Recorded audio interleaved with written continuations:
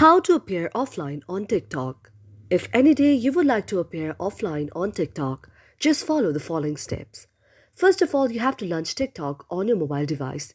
In order to launch TikTok on your mobile device, first of all, tap on TikTok on your mobile device.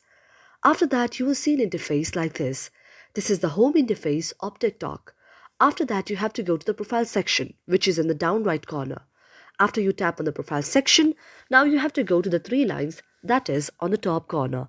And then you have to go to the option of settings and privacy. After that, you can see an interface like this.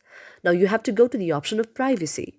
After that, tap on privacy and then check whether your activity status is enabled or disabled.